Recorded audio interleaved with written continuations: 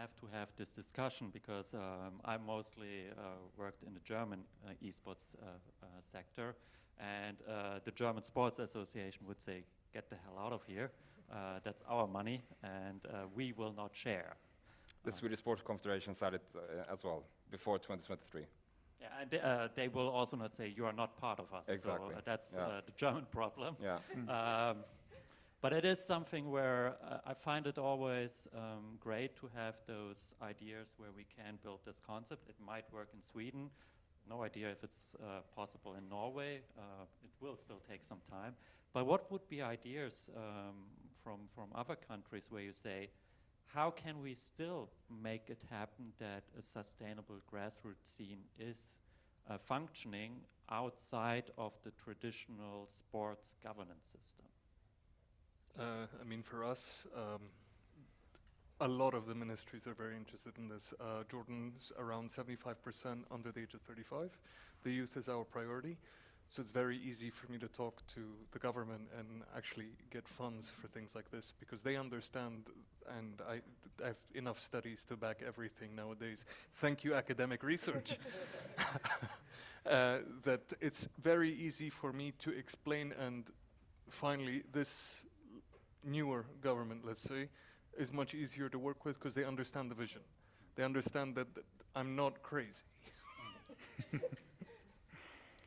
Leading up on that, especially with Jordan being a young country, and there are several others like on the African continent.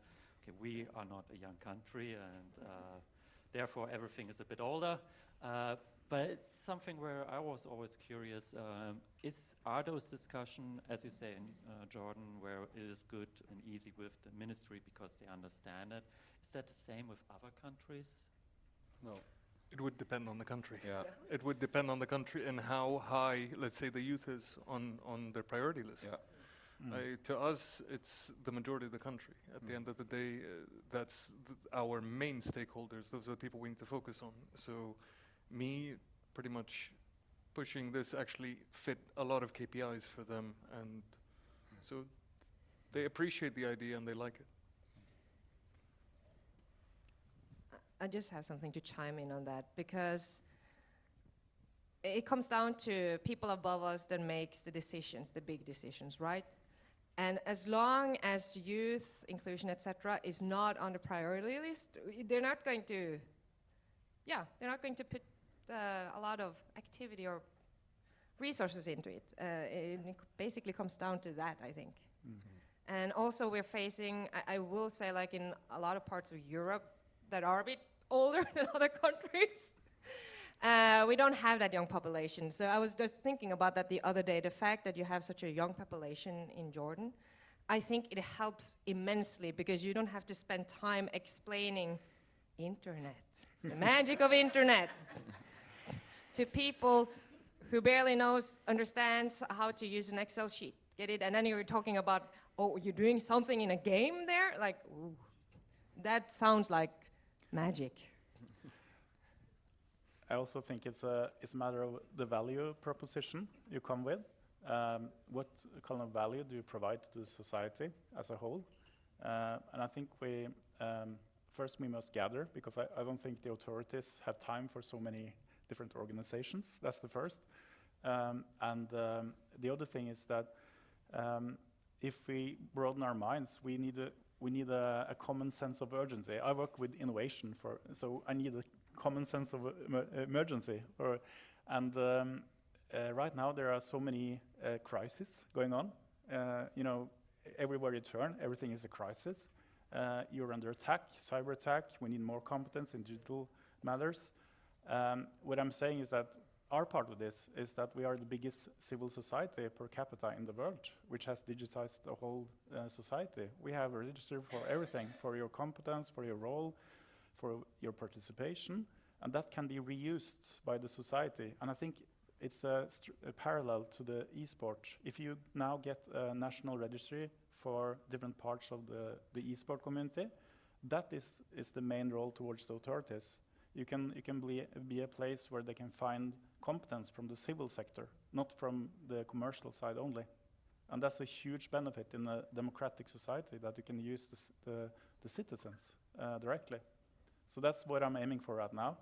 I recently spoke to the digitalization department in Norway. I think that's the right place to start because they're not young, but they understand this, and I think internet are there to stay. Okay, I try to say this question in the tone of those people you're talking about. I heard that a lot of times where I do, I obviously understand everything and I am an advocate of all of that, but they always say, but someone is making money of it and it's not us, the publisher.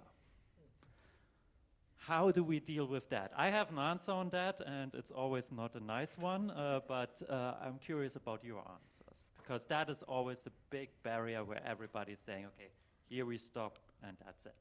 We collaborate. They are part of the federation structure. For example, in Sweden, we have one member of the board who is part of the publisher association. So she represents the publisher directly in the board. And then we have this council of different publishers. We have direct contact with Riot Games, with Valve, and stuff like that. That's the way to do it. But it's still a non-profit is or for-profit is benefiting from a non-profit. We don't own the games. Take the example you used earlier today at the leadership meeting. Which one? We don't own. Oh yeah. Okay. Yeah. So.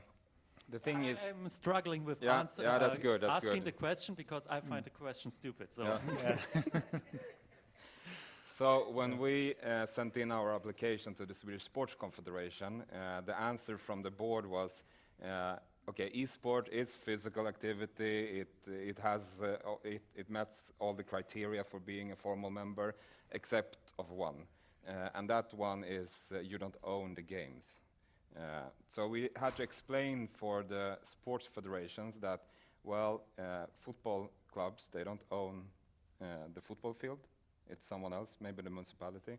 The taekwondo clubs, they doesn't own the taekwondo vests.